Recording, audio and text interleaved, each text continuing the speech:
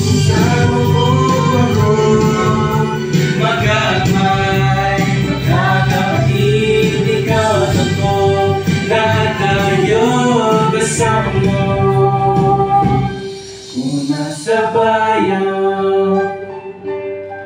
umarang ka na naman! Sa kapal! Ang mga balitang napapanahon at rumarang Ako ang mga balita na nakaharap sa loob at labas ng bansa. Kasama ang Yoman Bell sa 5 minutong balita tama. ang Rexy! Ang buhay panahon ito ang Radyo RSQC Real Talk Pilipinas. Magandang araw! Santos Kapuasan, Pangasinan. Ngayon ay Miyerkules 12 ng Pebrero, taong kasalukuyan. Rarasan na ang Radyo RSQC Real Talk. Mga kapasada, tampok ngayong araw! Nagot mga accounts ni VP Sara Duterte, sisilipin sa impeachment trial. Real Talk! At para naman sa ating RSPC 125 live update, mabigat na trapiko problema ngayon ng mga delegado. Poso tagupan lahat out ngayong araw. Real Talk! At para sa ating chika Mosay, Gil Navarro. Ilang niya isinilang na ang baby number 5 nila ni Drew Arellano.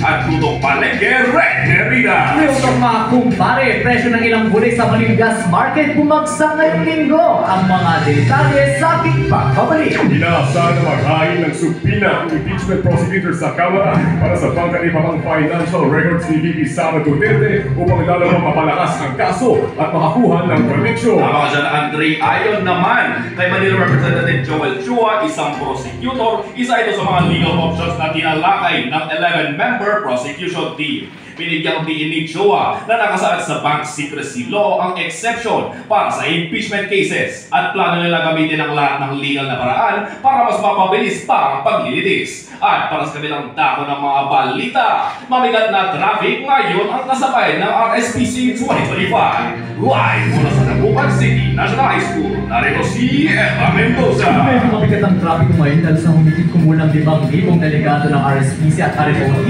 Doon dinig ito ni Dagupan City Public Order and Safety Office Chief Robert Christopher Erpebegia matapos maranasan ng luksod ang napakabigat ng gamit ng trapiko magmula noong Lunes. Dagdag niya, ang ilang road construction sumunod sa lungsod ang isa pang dahilan kung bakit nahihirapan ang mga delegado sa pagbiyahe papunta sa Philippine at contest areas. Sinigurado naman niya na lahat out para sa pagsasaayos ng trapiko ngayong araw. Ella Mendoza, Montiana, Masa. At para naman sa ating unang panahon, ang Pangasinan ay nakararanas ng maulap na kalangitan at inaasahan ang posibilidad na pagkulan ngayong gabi. Samantala naman sa lungsod ng Dagupan, ang may alinsangan ng panahon na nasa 20 degrees Celsius ang temperatura. Ngayon ang Karating Express pagkatapos ng mensahe ito.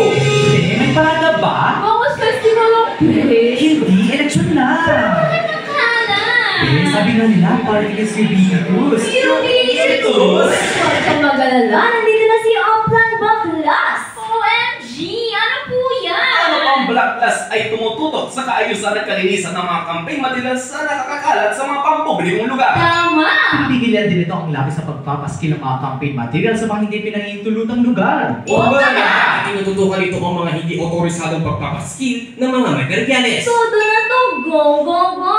Legit na to, real or packet? Real or real? Ang palalang ito, hindi sila ng Comelec at ang himpilang ito.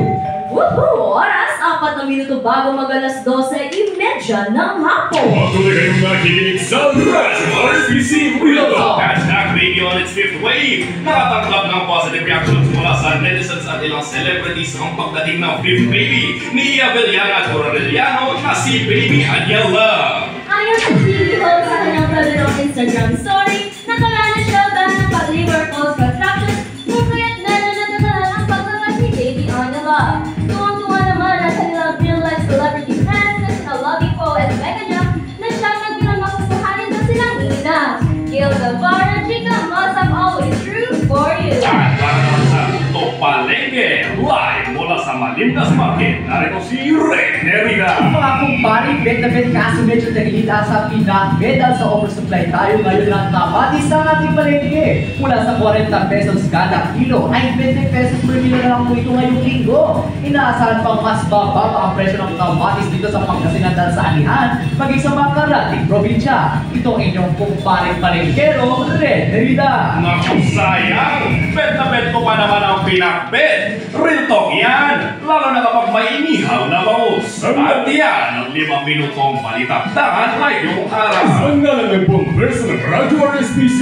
Pinabati namin ang mga kalahok ng RSPC 2025. Mabuhay ang mga journal ng Kinakanya. Ito muli ang inyong super sa kabalitaan. Noy Pano. At si Pera Lingkod Bayan, Andres C. Kasama sa ransang teknikal, Clay Model. At sa umarang ka ng balita. At sa ng balitaktakan, sigurado may Radyo RSPC Real Talk. Miyembro ng PBB, kapisan ng mga broadcaster ng Pilipinas.